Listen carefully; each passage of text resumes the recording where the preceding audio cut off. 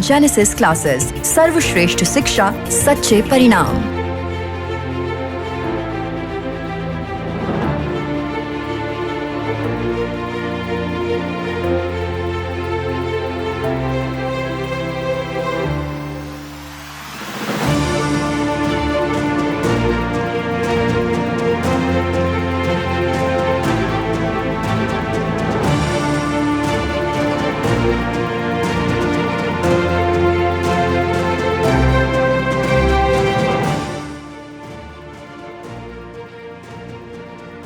मैंने 21 साल की एज से पढ़ाना स्टार्ट किया तो मैं ज़्यादा घुलता मिलता था बच्चों से।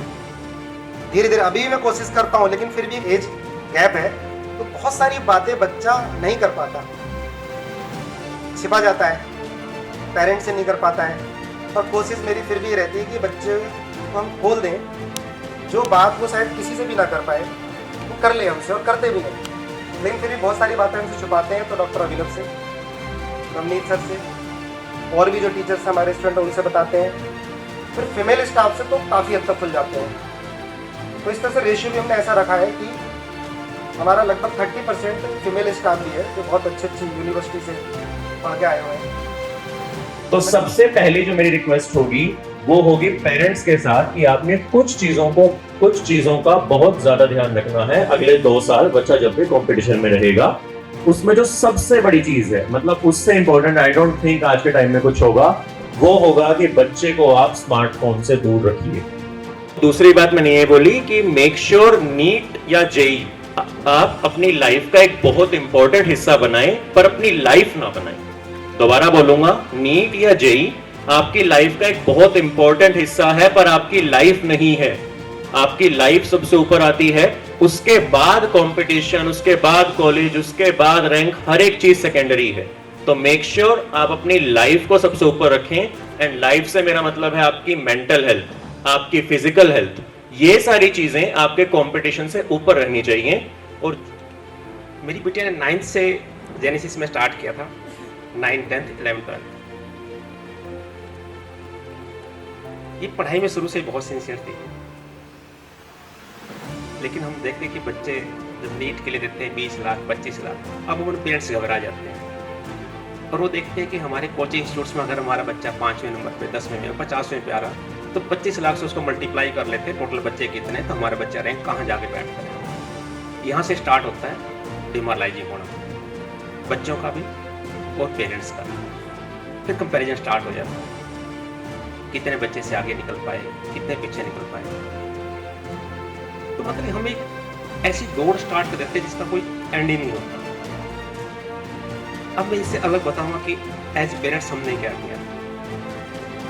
हमने अपने परिवार के माहौल को बहुत सहज रखा, बहुत सहज।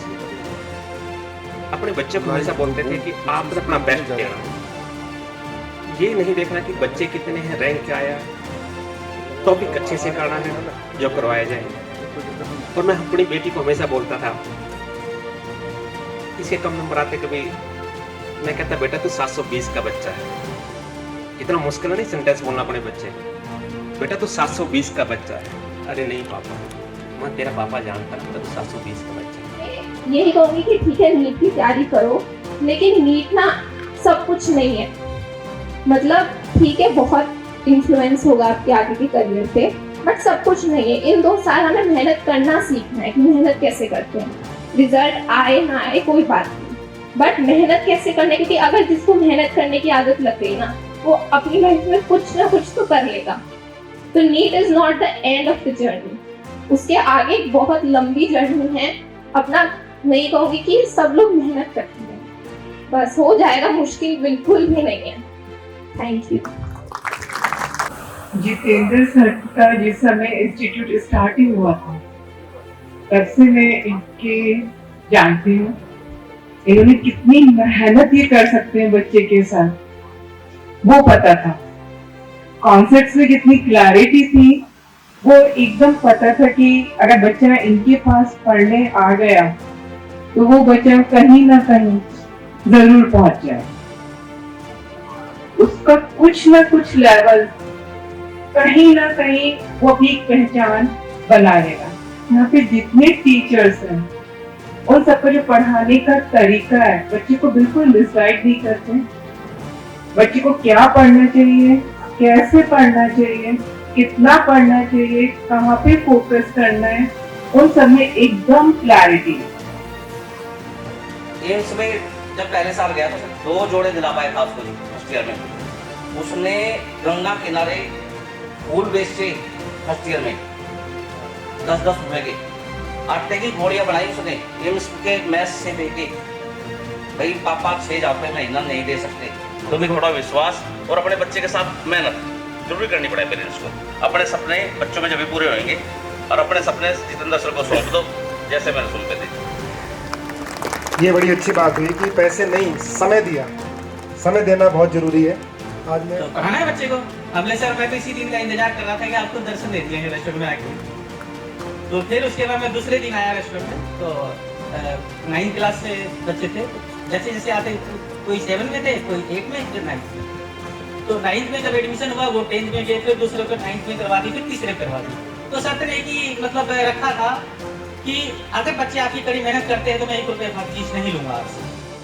बच्चों के प्रति पूरी श्रद्धा के साथ, निष्ठा के साथ में काम किया है और ईश्वर की कृपा से उनके अपने बच्चों के बारे में जब पूछा जाता है तो वो भी कोई मल्टीनेशनल कॉर्पोरेशन के सीईओज हैं, या उन्होंने इतने बड़े अपने बिजनेस खोले हुए हैं कि जहाँ पे वो बहुत अच्छे तरीके से अपने आप को जिंदगी में उन्होंने सफलता पाई।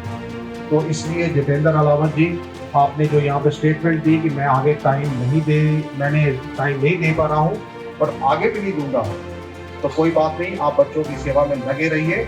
नीना मैडम पूरी निष्ठा से अपने बच्चों का घर का ध्यान रख रही हैं और ईश्वर ने चाहा आपके बच्चे भी हम सबको बहुत गर्वित महसूस करवाएंगे समय आने की। तो मेरी तो सभी अभिभावकों से एक ही अपील है कि आप प्लीज ये चिंता छोड़ दीजिए कि कल को बच्चे का भविष्य क्या होगा। मैं भी ये सोचता हुआ, धक्के खाता हुआ, चंडीगढ़ दिल्ली कोटा घूमता हुआ जेनेसिस पे पहुंचा था और मुझे ऐसे लोग मिले, मैं इसलिए तारीफ नहीं कर रहा कि मुझे कुछ देखते हैं, ये इनसे मुझे कुछ ले गए। वाकई ही डाउन टू अर्थ लोग, जमीन से जुड़े हुए लोग हैं। इनको आप कभी कहीं पर रास्ते में, सड़क पे, कार पे, स्कूटर पे, जहां मर्जी पकड़ लेना, ये आपकी उतनी ही मदद करेंगे जो आज आपको स्टेज पे दिखाई पड़ रहे हैं। नवदीप सर इधर बैठे हुए और इनकी ये पूरी टीम और जितेंद्र सर वाकई बहुत डाउन टू अर्थ लोग हैं। इन्होंने न केवल मेरे बच्चे का, मगर करनाल में मेरे जैसे हजारों, अब तो शायद हजारों से संख्या बढ़ चुकी होगी, हजारों से ज्यादा संख्या बढ़ गई होगी कि जिनके बच्चों का कैरियर बनाया।